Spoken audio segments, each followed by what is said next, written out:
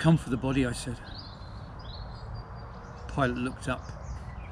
I think he recognised me from the council. Please, can I take the body? We both knew who I was talking about. He spoke quietly to the guard, who scurried away, and then he nodded to the seats to the side, offering me a seat, but I stood, and I waited. It was getting really dark by this stage, but despite the hour I decided no, I would stand. Pilate busied himself, but glanced my way every few minutes. He seemed curious, but maybe it was just fatigue. After what felt like an age, the guard returned and told Pilate the news I already knew. Jesus was dead. I realised then that I hadn't stopped sobbing since I walked in. Perhaps that's what Pilate had been curious about. But I didn't care.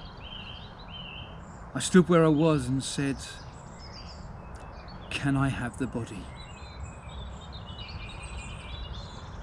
Pilate signed the warrant without a word and waved me away. I didn't outstay my welcome. When I got outside, I looked around for Nico. He'd dozed off, and I nudged him awake. "Joe?"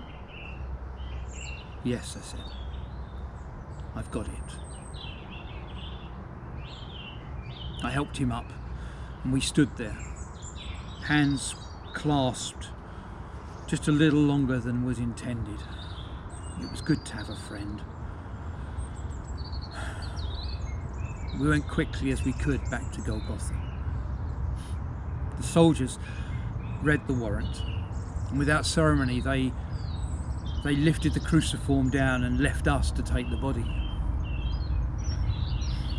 I think they enjoyed seeing two old men struggling with nails, working them free, sobbing the whole time. We worked together.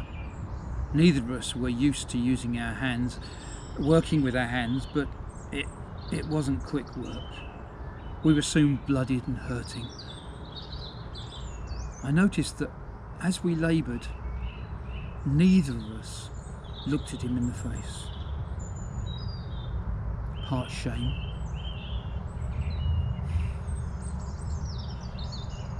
and part reluctance to look the truth in the eye.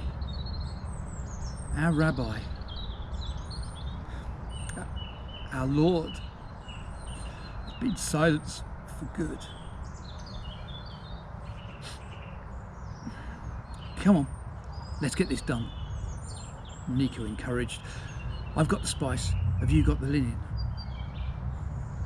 I unrolled the strips of linen, and we wrapped his body in spice, the scents doing nothing to disguise the finality of what we were doing.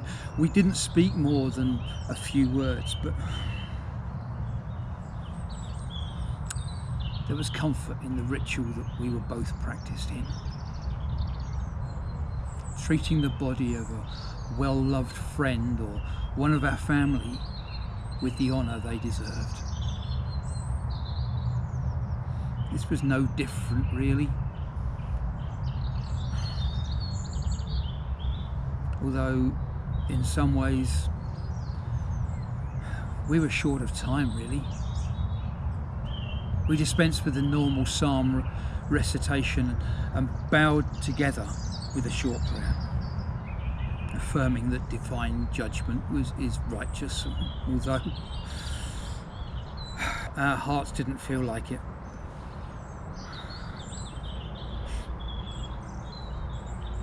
"Joe, come on. Formal mourning will need to wait." I suppose Nico could see my hesitancy. It felt callous to treat the rabbi in this way, but it was the law. We had to hurry. We laid him in my unused tomb. It seemed the least I could offer him. And we left him in the darkness.